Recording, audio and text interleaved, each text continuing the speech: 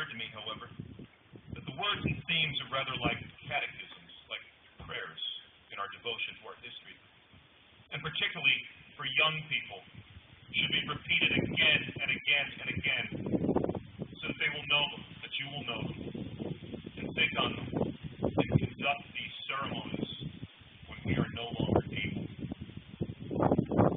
Let it be repeated then, that we pause at this time, on this date, at the 11th hour of the 11th day of the 11th month, because that was when the guns fell silent in Europe, the last day of World War I. On this anniversary of the first peacetime Armistice Day, let us all take tremendous pride in the fact that we still gather on this date nearly a century later, not only to honor the sacrifices of our armed forces in the First World War, but all veterans.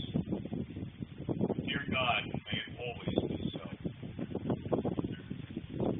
It was said for many years that Veterans Day was for the living, Memorial Day was for the dead. In the past some time, that distinction has blurred, and that might be well. For as we stand here this morning, honoring the defenders of freedom who walk among us, we should also look over here to the east, that cemetery there, to that garden of sleeping grandparents, moms and dads, sisters and brothers, boys and girls. See those little flags that mark the graves of veterans of virtually every American conflict. This is their day as well.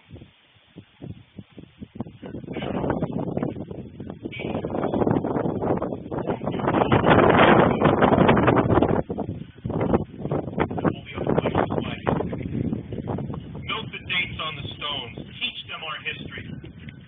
Note, most importantly, those little flags. Those that every day they have just to be themselves, to play, to speak, to write, to think, to dream of the future.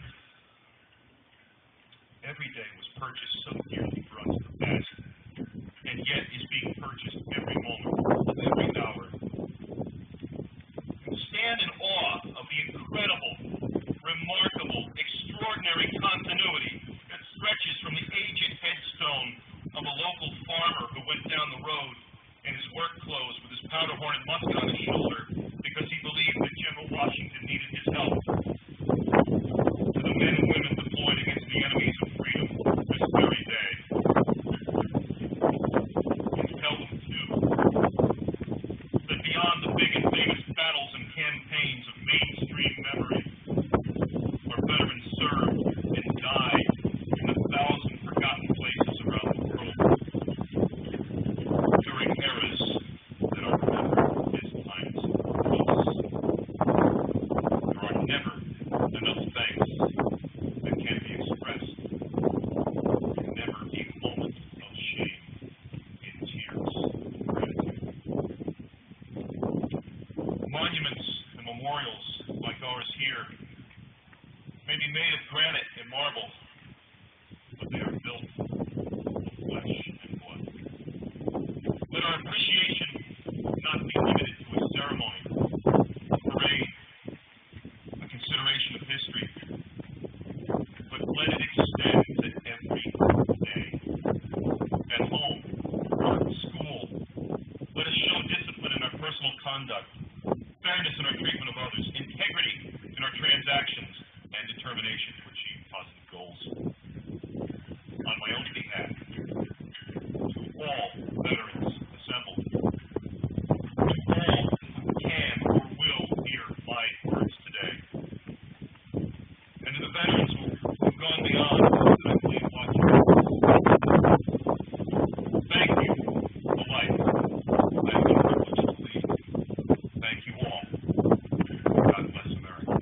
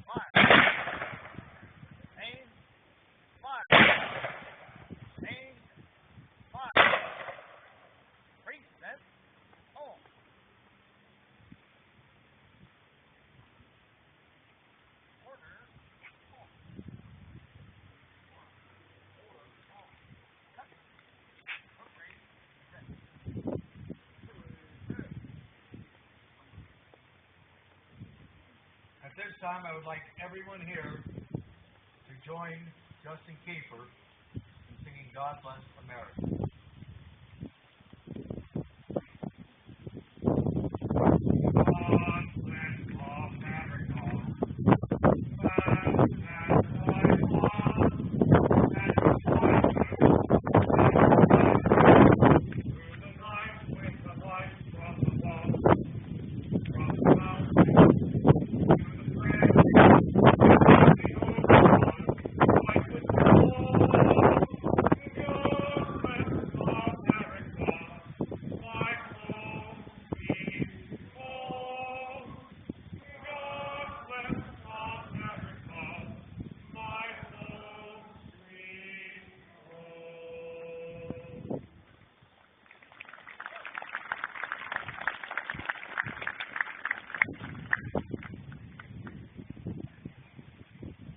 Chaplain Ross will offer the benediction.